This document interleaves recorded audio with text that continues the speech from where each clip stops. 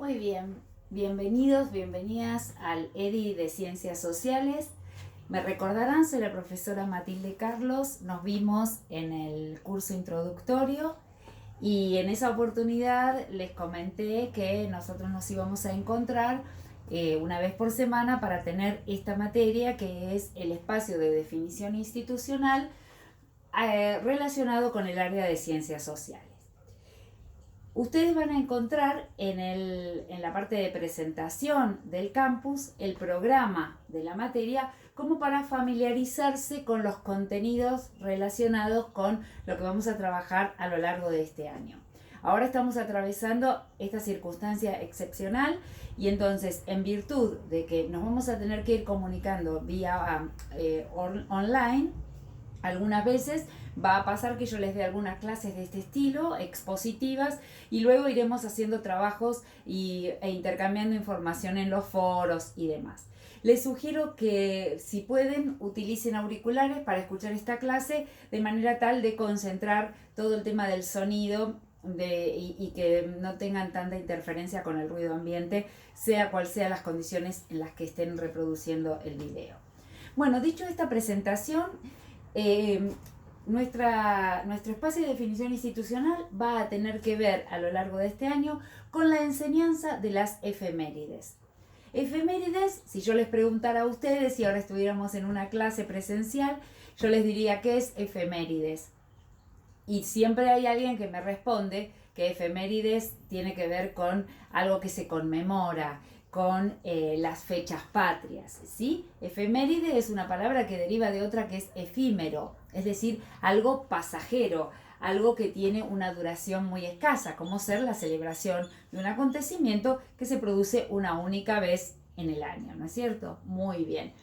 Las efemérides en el sistema educativo son muy importantes porque estructuran de alguna manera ciertos rasgos característicos de nuestra nacionalidad argentina y se han ido escalonando a lo largo del ciclo lectivo de manera tal de que podamos hacer diversos tipos de conmemoraciones o por lo menos diversas maneras de abordar estas efemérides a lo largo del año. Las efemérides no son solamente las fechas patrias, sino son aquellos hechos importantes que por su relevancia cobran un espacio destacado dentro del calendario. Vamos a ir viendo en próximas clases, por ejemplo, cuántas efemérides o cuántas celebraciones podemos contar a lo largo de un mes. Pero por supuesto, las más características, las más significativas, son aquellas que tienen que ver con, digamos, el registro de las celebraciones patrias, ¿sí? Si nosotros apelamos a nuestra memoria, a nuestra biografía escolar y a nuestra memoria escolar, vamos a recordar aquellos actos de los cuales participábamos cuando éramos chicos, chicas, y también aquellos y aquellas que estén en este momento cursando y que tienen sus propios hijos, también verán cuántas características se replican, se repiten desde los actos que hacíamos nosotros cuando éramos pequeños a los que se siguen haciendo hoy. Eso tiene que ver con que muchas veces las celebraciones tienen determinados rituales que hacen que se repita de manera acrítica, de manera irreflexiva, sin adecuarse a los cambios contextuales, a los cambios de época. De un tiempo a esta parte me alegra saber que hay muchas instituciones educativas que están modificando las formas de llevar adelante los actos escolares. Pero en muchas otras se siguen reproduciendo discursos y posicionamientos que hoy están muy cuestionados o por lo menos no tienen la fuerza explicativa del fenómeno como lo tenían hace unos años. Porque también deberíamos pensarnos ¿para qué están las efemérides? Y eso es algo que a lo largo de, sobre todo la primera unidad de nuestro programa, vamos a estar analizando y trabajando. Pero hoy yo quería en esta clase introductoria, ya que no lo puedo hacer frente a ustedes en persona, por lo menos acercarles esta explicación con la que yo siempre comienzo este curso y que tiene que ver con tratar de entender el porqué de las conmemoraciones patrióticas, ¿no? Es decir, las fechas patrias con las cuales nosotros trabajamos en el nivel educativo. Les comento lo siguiente, yo ahora voy a hablar y a explicar refiriéndome a anotaciones que tengo aquí en el pizarrón y al finalizar la clase yo voy a sacar fotos de todos estos fragmentos del pizarrón y se las voy a enviar de manera tal de que les quede un registro. No obstante ello, todo lo que yo vaya explicando no entra en el pizarrón, así que si lo desean pueden ir tomando apuntes con el beneficio, si se quiere, de que al estar grabado esto, ustedes lo pueden parar, pueden repetir y demás, cosa que quizás si yo estoy hablando en la institución y por ahí todavía no se anima a nadie a levantar la mano y decir, ¿cómo? ¿Lo puedo decir de vuelta? Pasa de largo. Así que saquemos partido de las tecnologías y de esta posibilidad de que esto esté grabado. Bueno, les decía, quiero explicar un poco el por qué las efemérides existen en todos los países, pero nos vamos a concentrar qué pasa con la historia argentina, qué pasa con estas celebraciones que nosotros conmemoramos. Si yo les preguntara a ustedes cuáles son las fechas patrias que se conmemoran a lo largo del ciclo lectivo, estaríamos todos de acuerdo en las siguientes. El 25 de mayo, el 20 de junio, el 9 de julio, el 17 de agosto, el 11 de septiembre, el 12 de octubre y el 20 de noviembre. Digamos que esos son las fechas más significativas a la hora de organizar actos, ¿no? Además de que hay feriados y demás, se organizan actos, se abre la institución para los padres, para los familiares de los niños que participan, etc. Es decir, que toda la comunidad educativa se pone al servicio de la celebración.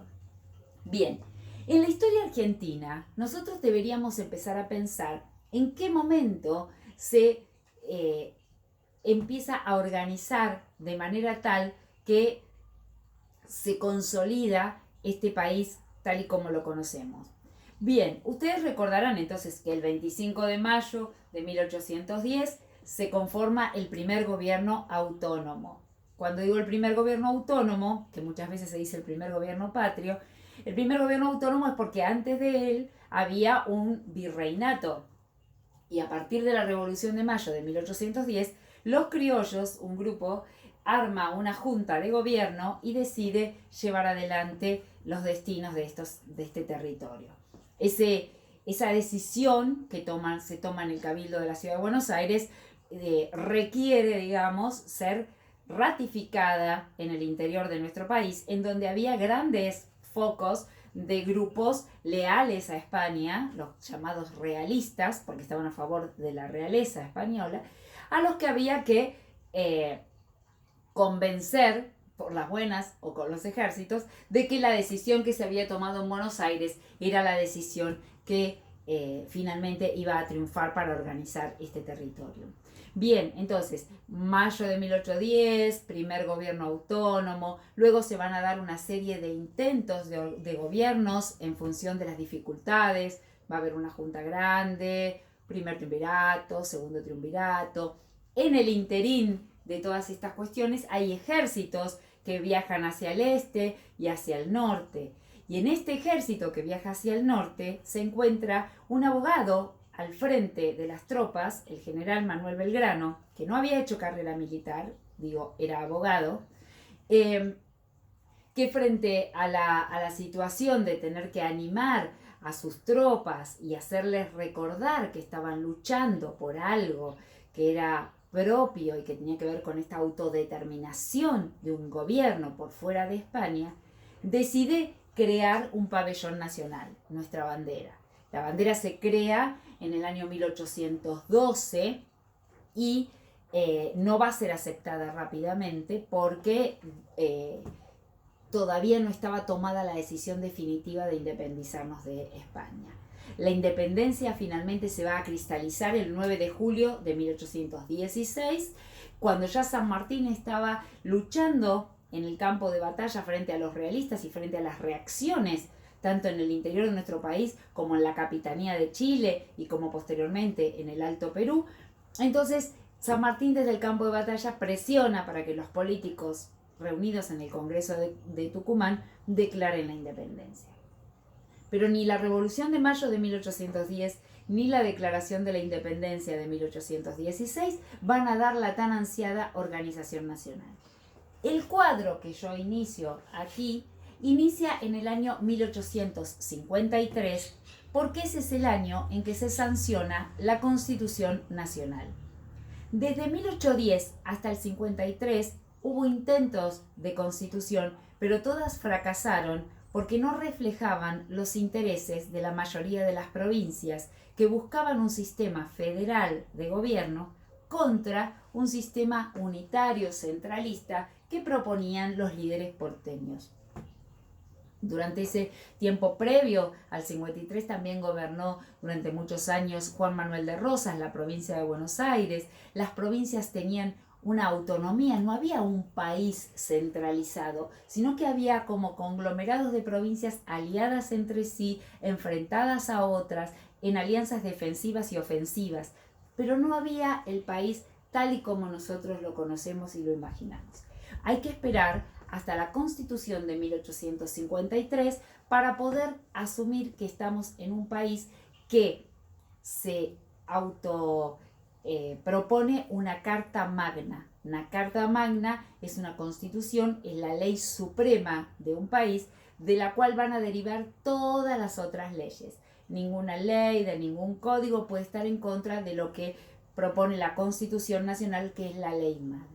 Esa Constitución, que se sanciona en 1853, va a establecer un sistema republicano de gobierno. ¿Qué quiere decir un sistema republicano? Un sistema donde el poder es tripartito, es decir, poder ejecutivo, legislativo y judicial. El ejecutivo tiene que ver con la administración del Estado. El legislativo con la elaboración de las leyes y el judicial con el cumplimiento de las leyes elaboradas por el legislativo. Esos tres poderes del Estado deben estar separados, independientes entre sí, para garantizar la vida republicana. Eso se define, entre otras cosas, en la Constitución de 1853 y se conforma la Confederación Argentina. Confederación de la cual una provincia no va a formar parte porque no acuerda con las decisiones, sobre todo en el plano de la administración de los recursos bajo el sistema federal, y esa provincia es Buenos Aires. Buenos Aires, entre 1853 y 1861, se va a enfrentar dos veces en el campo de batalla contra la Confederación Argentina, y lo va a hacer en la batalla de Cepeda, que va a perder, y en la batalla de Pavón, en donde la facción porteña, es decir, de Buenos Aires, triunfa, logra vencer al ejército de la Confederación, y a partir de ese momento comienza a organizarse de manera fehaciente todo el territorio.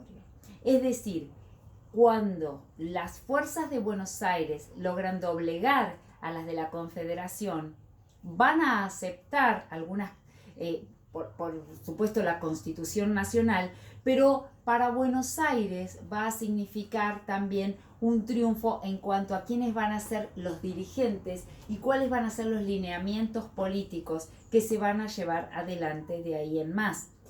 Hasta ese momento, el conflicto entre Buenos Aires y el interior, que ustedes recordarán de la escuela como unitarios y federales, es un conflicto que enfrenta dos maneras de gestionar el sistema, digamos, político y económico. El federalismo lo que busca es que cada provincia, si bien suscribe al poder nacional, goza de su autonomía en el sentido de que tiene sus propias leyes, sus propias normativas, sus maneras de administrar ese territorio propio que es la provincia, pero al mismo tiempo, al ser federal, todos los recursos económicos que se generan al país, ya sea por cobro de impuestos, ya sea por derechos aduaneros y demás, debe repartirse a esas provincias, sobre todo de manera acorde con la cantidad de habitantes, la riqueza que produce, etc. Buenos Aires siempre tuvo para sí la expectativa de ser quien administrara esos recursos y manejarlos discrecionalmente de acuerdo a sus intereses y alianzas políticas. Bueno, el federalismo va a estar garantizado por la Constitución Nacional de 1853, pero quienes van a dirigir los destinos del país en adelante, en el periodo posterior, van a ser grupos que tienen como una mirada negativa y peyorativa hacia los líderes federales del interior, léase los caudillos. Quienes asumen las presidencias del periodo posterior a Pavón, es decir, desde 1862 hasta 1880, van a ser 3 presidentes que van a sentar las bases de lo que luego se conocerá como la Argentina moderna. Pero las bases de esa Argentina se consolidan a partir de estas 3 presidencias que van a tener como objetivo principal garantizarles al sector al que ellos pertenecen, económico y social, todos los privilegios y sobre todo para neutralizar todos aquellos resabios de federalismo o de ciertas características consideradas por esta élite gobernante como negativas, quitarles toda posibilidad de desarrollo o de consolidación, ¿no es cierto? Es decir, eliminar. ¿Quiénes van a ser estos 3 presidentes y qué características tienen estas 3 presidencias? Mitre, Sarmiento y Avellaneda. Desde 1862 hasta 1880, estos 3 presidentes van a garantizar que se generen las condiciones necesarias para la expansión de nuestro país en función del modelo de país que ellos consideraban que era válido en ese momento. Así que Bartolomé Mitre lo que va a hacer en principio es manda a elaborar los códigos, Código Civil y Código Penal, justamente para organizar y estructurar todo aquello que tuviera que ver con la legislación propia de la organización de un país. Cuáles son las penas, cuáles son las condenas, cómo son los tratados económicos, cómo son los acuerdos que hay que hacer. Es decir, Código Civil y Código Penal son fundamentales. Hay una intencionalidad de separación de la Iglesia del Estado, una búsqueda de consolidar el poder civil. Por eso a la Iglesia se le quitan los privilegios de la contabilidad de nacimientos, de funciones, de que los matrimonios solo valen si son por Iglesia. Es decir, hay una intencionalidad de modernizar desde el punto de vista de lo civil al país. Entonces manda a elaborar Mitre estos 2 códigos, que los tiene a cargo Vélez Sarsfield, y además crea un ejército nacional. Hasta ese momento, cada provincia, y yo les diría que dentro de la provincia hasta cada ciudad, tenía a un caudillo con su propio ejército. El caudillo era un líder natural que tenía el poder, digamos, económico, porque venía de familias económicamente muy poderosas, pero a su vez tenía muchísimas personas leales a él que cumplían con sus requisitos, eran como un ejército privado. Mitre lo que manda a hacer es un ejército nacional que se forma en un colegio militar y que va a tener como primera medida ir a sofocar a sangre y fuego todos los conflictos que se produjeran en el interior del país y que tuvieran que ver con levantamientos sobre todo de caudillos federales. Entonces, sanciones de los códigos, creación del ejército, ¿no es cierto? Es una política bien direccionada hacia una organización férrea del país. Esa presidencia va a ser desde 1862 a 1868, 6 años. Posteriormente va a asumir Domingo Faustino Sarmiento, que si bien es sanjuanino, siempre había tenido una postura unitaria, liberal. En la época de Rosas había sido expulsado, había tenido que vivir en el exterior por ser unitario, y una vez en el gobierno va a poder desplegar todas sus ideas que tenían que ver con erradicar de nuestro territorio todo aquello que dentro de los parámetros de la época a los cuales él adscribía era la barbarie. Es decir, ustedes recordarán seguramente ese título de la obra de Sarmiento, Civilización o Barbarie. Para Sarmiento la civilización estaba del lado de sus ideas y de lo que él proponía, junto con Mitre y luego con Avellaneda, y la barbarie tenía que ver con el gaucho, el indio y todo aquel, el caudillo, todo aquel que no se ajustara a la idea europeizante que él tenía sobre cómo debía ser la sociedad. Lo primero que hace Sarmiento, que es algo muy interesante y muy valioso, es pedir que se realice un censo, el primer censo nacional. Este censo nacional que lleva adelante Sarmiento arroja resultados alarmantes en cuanto al nivel de analfabetismo, porque es decir, no había formación escolar sistematizada. Había algunas escuelas, mucha gente se formaba en sus casas, pero había un altísimo, altísimo nivel de analfabetismo. Entonces, una de las cosas que Sarmiento propone justamente es la creación de escuelas y de un sistema educativo justamente para educar a los posibles y futuros trabajadores, ¿no? Es decir, Sarmiento lo que planteaba es que necesitamos que el pueblo sea instruido, que no sea un pueblo ignorante y al mismo tiempo capacitado para insertarse en un mercado laboral que se venía muy en vías de concreción porque se estaban tomando las medidas necesarias para llevar adelante una modernización en lo económico. Entonces, censo nacional, búsqueda de creación de un sistema educativo, trae maestras del exterior. Sarmiento había trabajado junto con una excelente docente y una muy formada Juana Manso, que también venía de una familia unitaria. Se asesora con ella, se asesora con docentes extranjeras, sobre todo de Estados Unidos, que tenían un sistema educativo muy admirado por Sarmiento, y empiezan a formarse las primeras escuelas primarias obligatorias para los niños. Después, más adelante, en 1884, se va a declarar la ley de educación laica, gratuita y obligatoria. Pero digamos, Sarmiento es el que impulsa este sistema educativo de manera sistemática. Avellaneda, por su parte, va a venir luego. Avellaneda va a gobernar entre 1868 1876 y 1880. En esos años, Avellaneda lo que le toca es la tarea de poblar el país. El censo nacional había arrojado también una gran cantidad de espacios sin habitar, por supuesto, y una ausencia de población calificada como mano de obra para trabajar. Era claro que nuestro país se iba a incorporar al mercado mundial profundizando sus rasgos económicos que venían desde hacía décadas, es decir, la exportación de productos primarios. En el periodo posterior vamos a ver que los productos que va a exportar Argentina van a ser granos, van a ser carnes cada vez mejor tratadas, porque antes sobre todo era cuero y tasajo, que era una carne de muy baja calidad.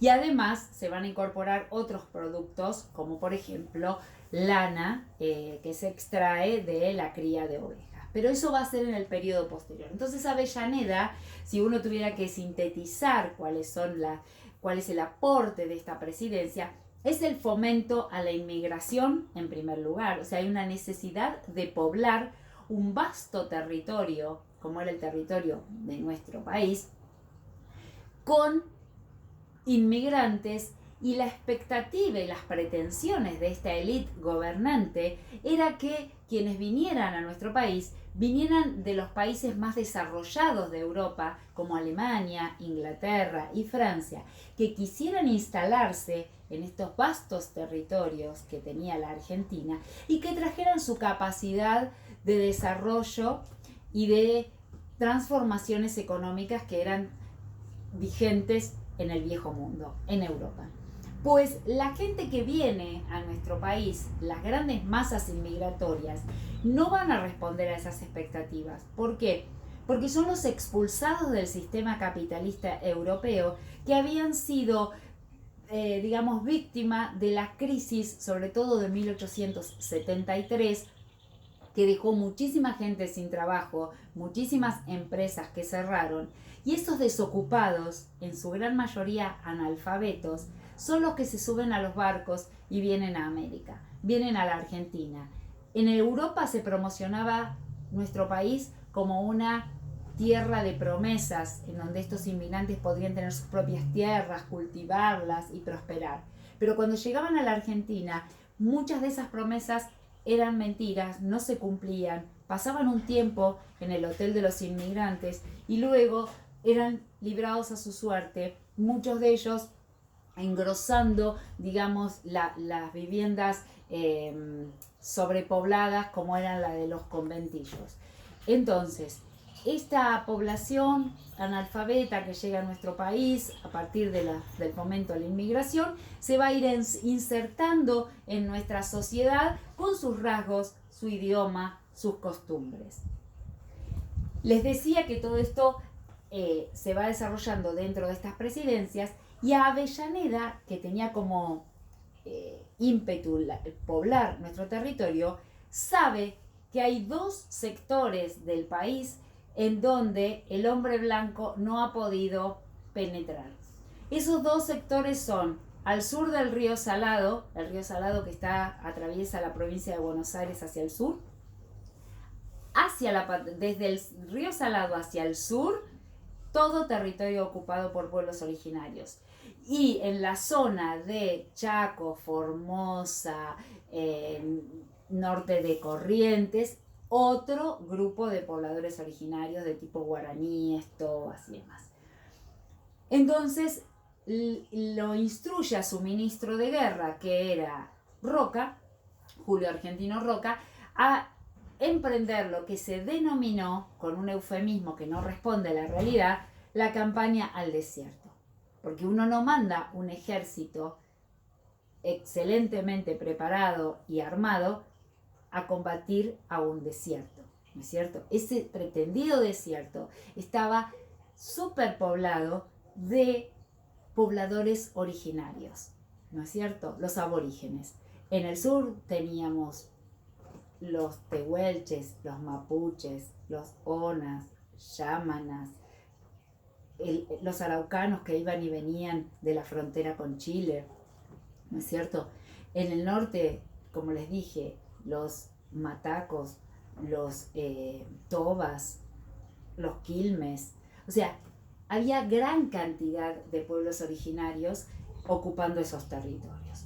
Se van a mandar campañas militares para acabar con ellos y se los va a exterminar gracias a un elemento que hasta ese momento del siglo XIX nunca antes había existido, que es el rifle Remington, que viene de Inglaterra y que tiene un largo alcance y permite matar a distancia. Antes, todas las campañas que se habían intentado contra los pueblos originarios o los indios, como se le decía entonces, eran fracasos porque estos pobladores originarios conocían el terreno, dominaban las artes del combate y sabían dónde y cómo esconderse y evitar los ataques que eran mucho más cuerpo a cuerpo con el hombre blanco. Una vez que se llevan adelante estas masacres, estas matanzas o llamado genocidio de los pueblos originarios, queda todo el territorio a disposición de la conformación de un nuevo modelo económico. Es como que a partir de 1880, que es el periodo que se conoce como el de la Argentina moderna, nuestro país se va a insertar de manera inequívoca en lo que se conoce como la División Internacional del Trabajo, donde hay países productores de materias primas que exportan justamente esas materias primas para que los países que tienen el desarrollo industrial elaboren productos manufacturados que luego se vuelven a vender en estos mercados a precios mucho más caros que la materia prima, ¿no es cierto? La Argentina se convierte en el granero del mundo porque le vende alimentos a casi todas las potencias que tenían toda su economía direccionada en la producción industrial, no así en la obtención de materias primas. La Patagonia, ese territorio ganado a los pueblos originarios, se va a poblar de ovejas. ¿Para qué? Para poder abastecer de lana a la cada vez más demandante industria inglesa que requiere de esa materia prima justamente para la elaboración de todos sus tejidos. Entonces, Julio Argentino Roca y todos los presidentes que lo continúan hasta 1916, desde 1880, van a hacer lo posible para sostener este modelo de país que los beneficia específicamente a ellos. A ellos se los conoce como la oligarquía terrateniente, porque eran sectores económicamente muy poderosos, dueños de grandes extensiones de tierra que estaban plantadas con aquello que requería el mercado internacional y que este gobierno favorecía a partir de evitar que paguen impuestos, generarle las condiciones de transporte más favorables, generarle condiciones de comercio. También tenían las vacas para poder procesar en los nacientes frigoríficos que son de capitales ingleses y norteamericanos, o sea, no son frigoríficos autóctonos, son capitales extranjeros que se instalan en nuestro país, obtienen todas las ganancias, le dejan un magro monto al gobierno nacional y se llevan todos los recursos al exterior. Esta oligarquía terrateniente aliada con los capitales extranjeros va a gobernar de la manera que pueda este país. ¿Y por qué digo de la manera que pueda? Porque a medida que los hijos de los inmigrantes y los jóvenes que iban llegando a nuestro país tomaban conciencia de la realidad en la que estaban viviendo, de la injusticia de este gobierno, de que se sostenía el gobierno a partir de un sistema conocido como fraude electoral, siempre ganaban los mismos, porque a la hora de votar el voto era cantado.